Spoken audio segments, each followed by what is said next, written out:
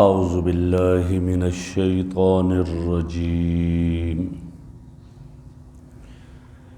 بسم اللہ الرحمن الرحیم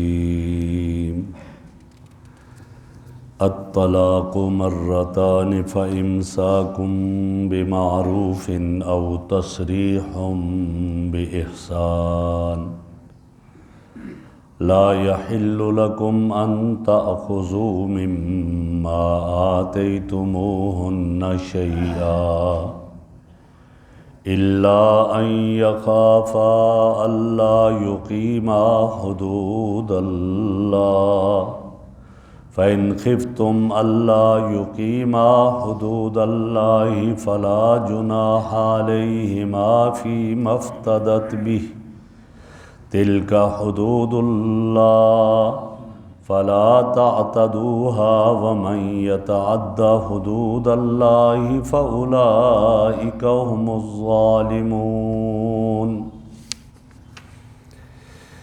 الطلاق مرتان، وہ طلاقیں جن کے بعد رجوع صحیح ہے وہ 2 دفعہ ہیں۔ فَإِمْسَاكٌ بِمَعْرُوفٍ أَوْ تَسْرِيحٌ بِإِحْسَانٍ، تو اس طلاق کے بعد یا تو رجوع کرنا چاہ رہے ہیں تو اچھے طریقے سے اور عمدہ طریقے سے روک لیں، او تسریح بِإِحْسان، یا عمدہ طریقے سے الگ کر دیں۔ وَلَا يَحِلُّ لَكُمْ أَن تَأْخُذُوا مِمَّا آتَيْتُمُوهُنَّ، اور نہیں حلال تمہارے لیے کہ تم لو عورتوں سے وہ جو تم نے انہیں دیا تھا، شیئاً کچھ بھی، الا ان یخافا، ہاں اس وقت لے سکتے ہو اگر یہ خوف ہو میاں بیوی میں، اللہ یقیما حدود اللہ، کہ وہ اللہ کی حدود کو قائم نہیں کر سکیں گے۔ فَإِنْ خِفْتُمْ أَلَّا يُقِيمَا حُدُودَ اللَّهِ، اور اگر تمہیں یہ ڈر ہو کہ وہ ان حدود کو قائم نہیں کر سکیں گے، فَلَا جُنَاحَ عَلَيْهِمَا، تو ان پر کوئی گناہ نہیں، فی مفتدت بھی، اس چیز کے بارے میں جو عورت نے فدیہ کے طور پر دی، تلک حدود اللہ فلا تعتدوها، یہ اللہ کی حدود ہیں، ان کو تجاوز نہ کرو۔ ومن یتعد حدود اللہ، جس نے اللہ کی حدود سے تجاوز کیا، فاولئک هم الظالمون، تو وہ بڑے ظالم ہیں۔ میرے محترم بزرگوں اور دوستو، نکاح جو میاں بیوی کا نکاح ہوتا ہے یہ بھی ایک قسم کا معاہدہ ہوتا ہے، اور نکاح اور عام معاہدے میں یہ فرق ہے کہ عام معاہدہ بیع و شراء، خرید فروخت کا ہوتا ہے، لہٰذا وہ ایجاب قبول وانی بات ہوئی اور ٹھیک ہے جی۔ لیکن نکاح یہ ایک عبادت، یہ معاہدہ ہے لیکن عبادت کے طور پر میرے آقا نے فرمایا النکاح من سنتی فمن رغب عن سنتی فلیس منی، نکاح میری سنت ہے، جو میری سنت سے اعراض کرے گا وہ مجھ سے نہیں ہے۔ اب یہ معاہدہ جو ہے میاں بیوی کا جو نکاح ہے ایک معاہدہ ہے، اور اس معاہدے کے ختم کرنے کے لیے 2 چیزیں ہیں، ایک ہے طلاق اور ایک ہے خلا۔ تو یہاں ان احکام کو بیان کیا جا رہا ہے، طلاق اور خلا کے احکامات کو۔ کل بھی آپ سے عرض کیا تھا طلاق کی 3 قسمیں ہیں، ایک کو طلاق احسن کہا جاتا ہے، ایک کو طلاق سنت کہا جاتا ہے، اور ایک ہے طلاق بدعت۔ احسن کیا ہے؟ آدمی نے اپنی بیوی کو اس طہر میں ایک طلاق دے دی جس میں اس کے ساتھ ملاپ نہیں ہوا، ہم بستری نہیں کی، بس طلاق دے دی، یہ طلاق احسن ہے۔ اب عدت کے دوران رجوع کرنا چاہ رہا ہے، زبان سے بھی کہے گا رجوع کر لے گا، نہیں تو آپس میں ملاپ ہو گیا رجوع ہو گیا، یہ ہے۔ اور اس کے بعد اگر اس نے رجوع نہیں کیا اور عدت گزر گئی 3 حیض یا 3 ماہ، یا حاملہ ہے تو وضع حمل، تو اس کے بعد یہ ہوگا کہ یہ عورت آزاد ہے، جسے مرضی نکاح کرے کر سکتے۔ یہ اس سے رجوع کرنا چاہ رہا ہے تو اب دوبارہ کیا ہوگا؟ نکاح ہوگا اور نیا مہر ہوگا۔ یہ طلاق احسن ہے۔ اس کے بعد ہے طلاق سنت، اور طلاق سنت یہ ہے کہ ہر طہر میں ایک طلاق دے، ہر طہر میں، پہلا ایک طہر میں طلاق دی، حیض گزرا، دوسرا طہر آیا پھر طلاق دے دی، پھر حیض گزرا، تیسرا طہر آیا پھر طلاق دے دی۔ اب اس کو طلاق سنت کہا جاتا ہے۔ سنت کا یہ معنی نہیں کہ نبی اکرم صلی اللہ علیہ وسلم کی سنت ہے، آپ نے کوئی طلاق نہیں دی، یعنی یہ بہتر ہے، پہلی سب سے اچھی تو پہلی ہے، اس کے بعد یہ صورت۔ اس کے بعد جب تیسرے طور میں اس کو طلاق دے دی، اب یہ عورت اس کے بعد عدت گزارے گی، لیکن اب اس کے ساتھ دوبارہ اس کا نکاح اس وقت تک جائز نہیں ہوگا جب وہ کسی اور سے نکاح نہ کر لے، یہ آگے آئے گا۔ اور تیسری صورت ہے طلاق بدعت، اور طلاق بدعت یہ ہے ایک ہی مجلس میں اپنی بیوی سے کہتا ہے تجھے طلاق ہے، تجھے طلاق ہے، تجھے طلاق ہے، یا ایک کلمے کے ساتھ کہتا ہے تجھے 3 طلاق ہے، لہذا یہ طلاق بدعت ہے۔ اس طلاق کو دینے والا گناہگار ہوتا ہے۔ تو یہاں یہ جو کہا جا رہا ہے کہ الطلاق مرتان، طلاق جس کے بعد رجوع صحیح ہے وہ 2 مرتبہ، ایک مرتبہ صراحتاً طلاق دے دی، رجوع کر سکتا ہے عدت کے دوران، 2 مرتبہ کہہ دیا تجھے طلاق ہے، تجھے طلاق ہے، اس کے بعد بھی رجوع کر سکتا ہے، ان 2 کے بعد رجوع کر سکتا ہے، لیکن تیسری کے بعد رجوع نہیں کرے گا۔ اور کل میں نے عرض کیا تھا ایک دی تو یہ کاؤنٹ ہو جائے گی، آئندہ اس کو صرف 2 کا حق حاصل ہوگا، اور اگر 2 دے دیے تو آئندہ اس کو صرف 1 طلاق کا حق حاصل ہوگا، یہ میں نے کل عرض کیا۔ اب یہاں یہ کہا کہ یہ طلاق ایک آدمی 2 طلاقیں دے دیتا ہے صراحتاً، فَإِمْسَاكٌ بِمَعْرُوفٍ أَوْ تَسْرِيحٌ بِإِحْسَانٍ، تو رجوع کر رہا ہے تو اچھے طریقے سے رجوع کرے، اور اگر رجوع نہیں کرتا، عدت گزری اور وہ چلی گئی، تو یہ بھی عمدگی کے ساتھ، یعنی اس کو تنگ نہ کرے گی۔ اب آگے ایک اور مسئلہ ہے جس کو خلا کہا جاتا ہے۔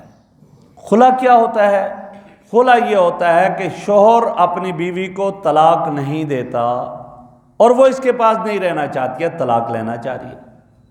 اب وہ اس سے طلاق لینا چاہ رہی ہے تو 2 صورتیں، ایک ہے وہ کہتی ہے میں خلا کرتی ہوں، اور خلا یہ ہے کہ جو مہر اس نے اپنی بیوی کو دیا وہ مہر اس کو واپس کر دیتی ہے، لہٰذا وہ کہا جی میں نے آپ سے خلا کر لیا، اس کے بدلے میں یہ کہتے ٹھیک۔ اور ایک اور ہے جس کو طلاق علی المال کہا جاتا ہے، شوہر کہتا ہے میں جب طلاق دوں گا مجھے اتنا لاکھ روپے دے، اب اس کے بعد وہ دیتی ہے تو یہ طلاق علی المال ہو جائے گی۔ تو یہاں اس کا ذکر ہے، فرمایا کہ اگر میاں بیوی میں آپس میں نباہ نہیں ہو رہا ہے، اور اس صورت میں پھر اگلا کیا سلسلہ ہے کہ طلاق خلا کر دے۔ اب اگر شوہر اس کی طرف سے ظلم نہیں ہے، زیادتی نہیں ہے، اور عورت پھر بھی طلاق لینا چاہ رہی ہے، گناہگار وہ ہوگی، اور خلا کر رہی ہے وہ گناہگار ہوگی، اور وہ اپنا مہر اس کو واپس یہ مانگ رہا ہے تو وہ مہر دے گی۔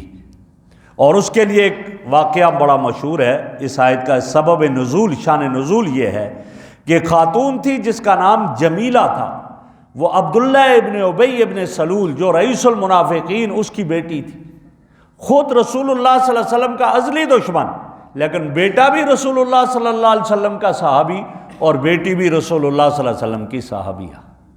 تو حضرت یہ جمیلہ رضی اللہ تعالیٰ عنہ، ان کا نکاح ایک صحابی سے تھا جن کا نام ثابت ابن قیس رضی اللہ تعالیٰ عنہ تھا۔ بڑے زبردست خطیب تھے صحابہ میں، لیکن کیا تھا، قد ذرا چھوٹا تھا اور خوبصورت نہیں تھے اتنے۔ تو ایک دن جمیلہ نے پردہ ہٹا کر دیکھا، ایک مجلس میں بیٹھے ہوئے ہیں اور سب میں یہ ان کو بہت ہی اچھے نہیں لگے، باقی جتنے بیٹھے تھے سارے۔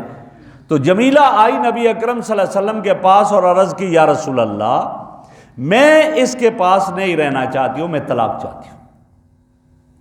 آپ نے فرمایا کیوں؟ عبادت گزار نہیں، اخلاق اچھے نہیں؟ کہا یہ بہت اچھا عبادت گزار ہے، اس کے اخلاق بہت عمدہ ہیں، عمدہ اخلاق کا مالک، بڑا ہی عبادت گزار ہے، لیکن پھر بھی میں نہیں اس کے پاس رہنا چاہتی، میں اس کے دین اور اس کے اخلاق میں اس پر کوئی عیب نہیں نکالتی ہوں، ہاں یہ ہے کہ مجھے بس دل کو نہیں لگتا، یہ اس کا کلر اچھا نہیں ہے، میں اچھا وہ خود بہت خوبصورت تھی تو اس لیے میں اس کے پاس نہیں رہنا چاہتی۔ اور کیا کہا، انی لا اکرہ الکفر فی الاسلام، اسلام میں رہتے ہوئے میں کفر کو جو ہے وہ نہیں کرنا چاہتی ہوں، لہٰذا اس لیے کہا انی لا اکرہ الکفر فی الاسلام، اسلام میں کفر کو پسند نہیں کرتی ہوں۔ کیا معنی تھا کہ اب اس میں سارے اوصاف ہیں لیکن مجھے دل کو نہیں لگتا ہے تو میں رب کی ناشکری بن جاؤں گی اور گناہگار بن جاؤں گی اور اس کے حقوق ادا نہیں کروں گی، اس کی محبت میرے دل میں نہیں ہوگی، لہٰذا میں طلاق چاہتی ہوں، نہیں رہنا چاہتی اس کے پاس۔ تو آپ صلی اللہ علیہ وسلم نے کیا فرمایا؟ آپ نے فرمایا وہ باغ جو تو نے اس سے مہر میں لیا ہے کیا تو اسے واپس کرنا چاہے گی؟ اس نے کہا اللہ کے نبی وہ بھی دوں گی اور اس سے زیادہ بھی دوں گی۔ تو آپ نے فرمایا نہیں، زیادہ کی نہیں ضرورت، تو اس کا وہ باغ واپس کر دو۔ وہ باغ حضرت ثابت ابن قیس کو واپس کر دیا جو مہر میں تھا، تو یہ خلا ہوا، لہٰذا اس میں اس کا ذکر ہے۔